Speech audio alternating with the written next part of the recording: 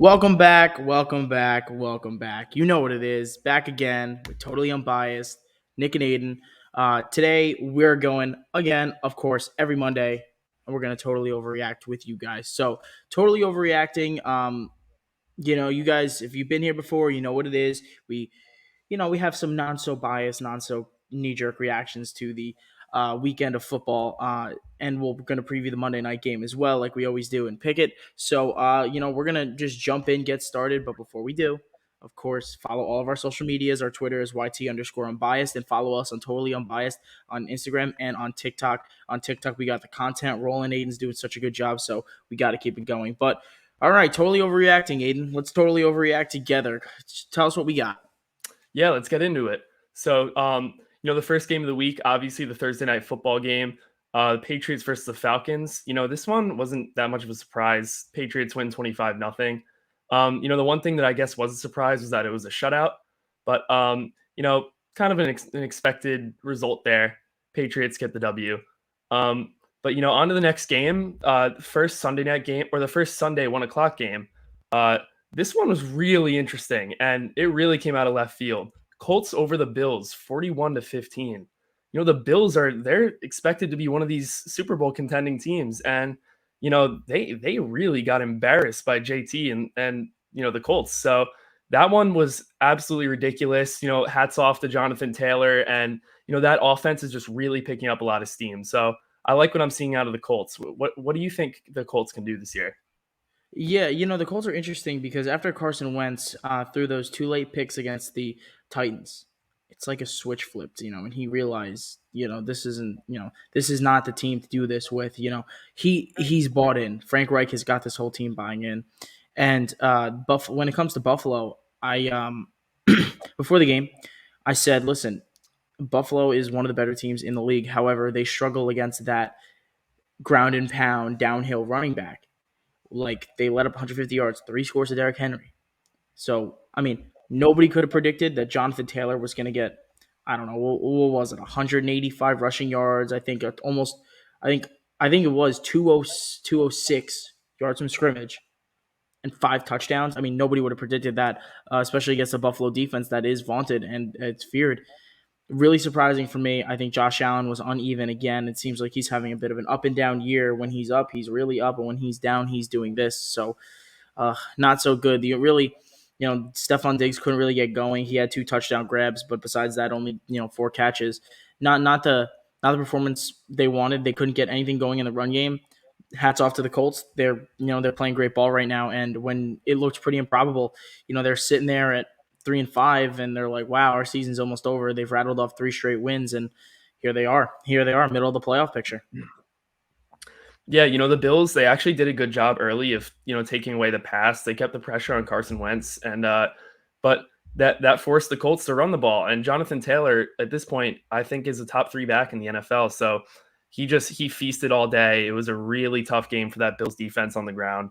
And they have a lot of questions to answer right now. We really don't know if the Bills are contenders anymore. But on to the next game. This one was a little less interesting. Ravens over the Bears, 16-13. In the absence of Lamar Jackson, Tyler Huntley did a decent job, stepped up to the task, and they got the last minute win. So, good for the Ravens. But next game, Lions versus Browns. This one was another not really too interesting one. The Browns eke out the win 13-10. Then next game of the week, Texans versus Titans. This one was a shocker. The Texans beat the Titans 22-13. Tyrod Taylor looked great. The Titans, they were coming off a 6-0 run, and they got humbled by one of the worst teams in the NFL. So that's definitely something to keep an eye on.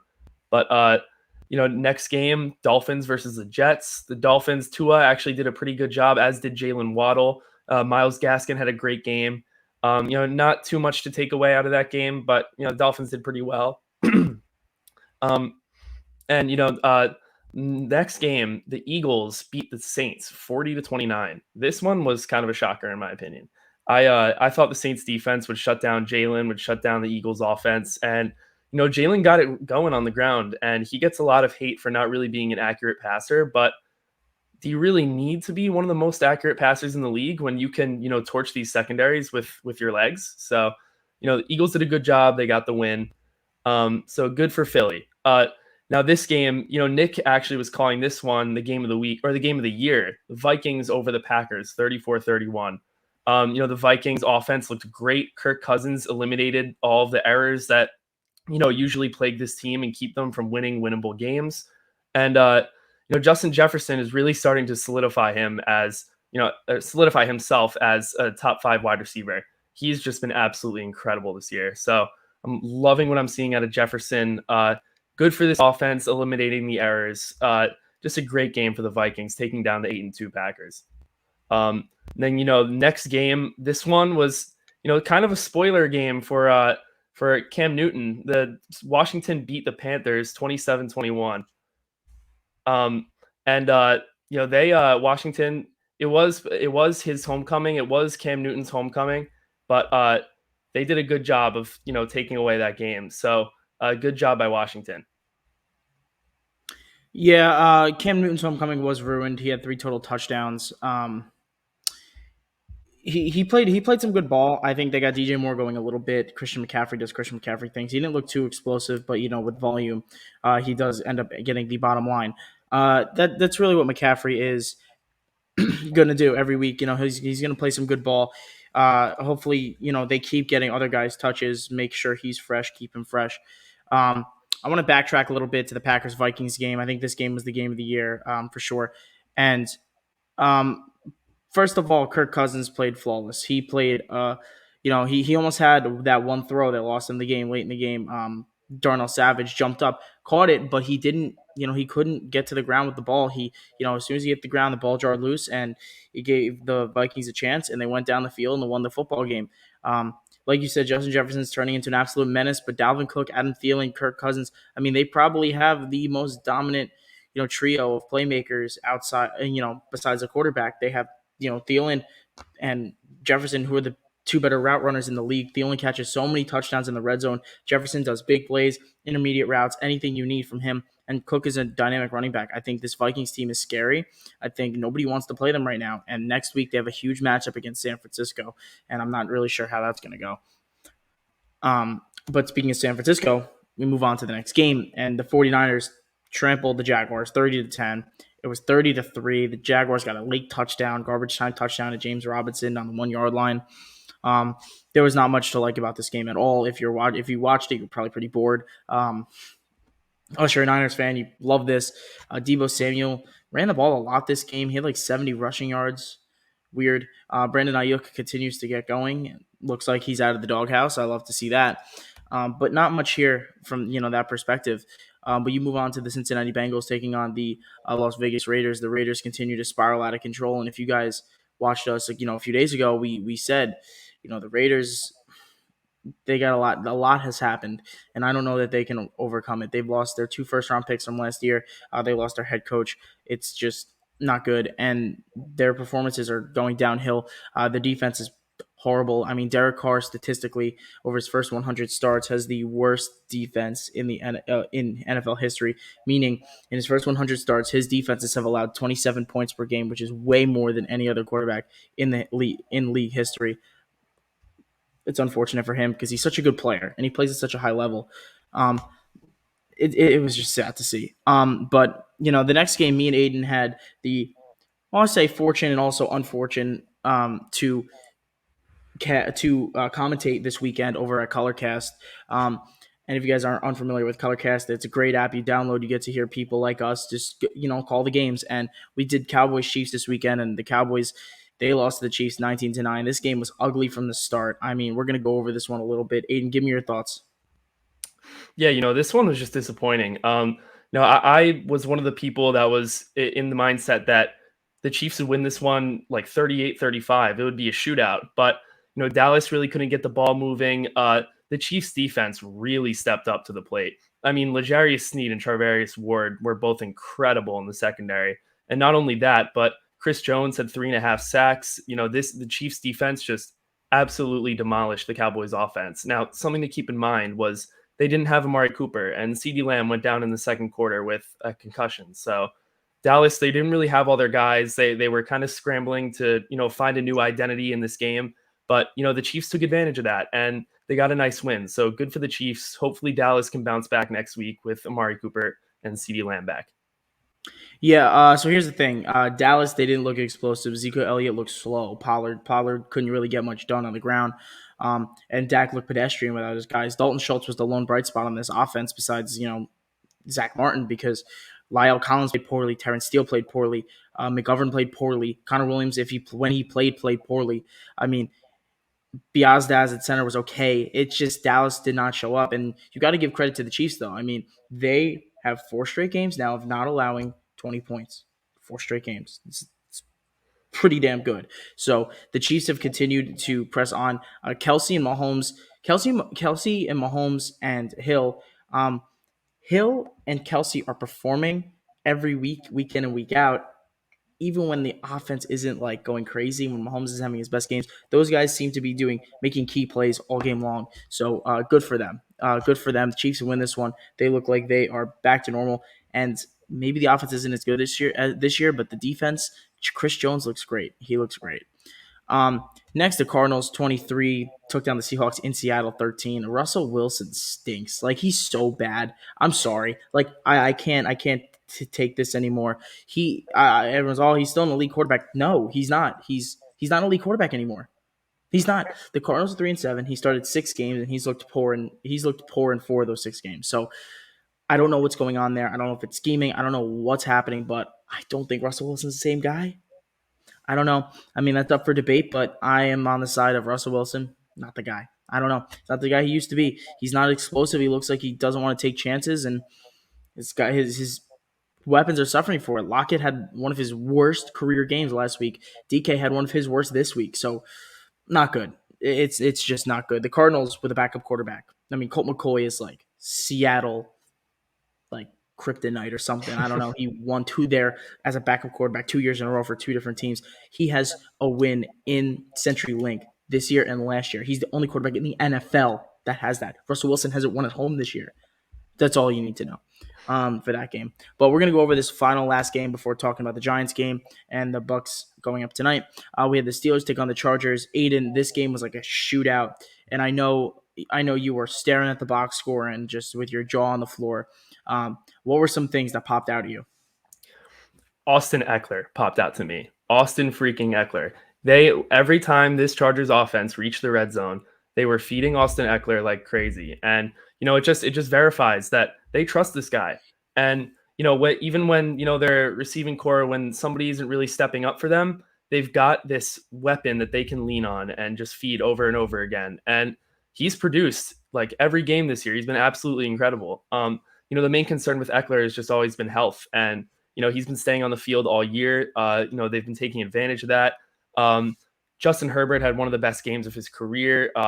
He hit Mike Williams on that deep 70-yard touchdown late in the game. He was sharp the entire time. So great game for Justin Herbert. Great game for Austin Eckler. Yeah, and the Steelers, in this game, Deontay Johnson 7 catches, 101 a touchdown. Deontay Johnson's turning into a young star in this league. I think he's one of the best young wide receivers. And that's with a quarterback in Ben who stinks. Ben is not that good. He played okay yesterday. He actually did, but Ben is not the same guy. I mean, they would have more points if they threw the deep ball to. I mean, he has Claypool open deep. He underthrows him by like 15 yards. Claypool's got to run back. He doesn't get the.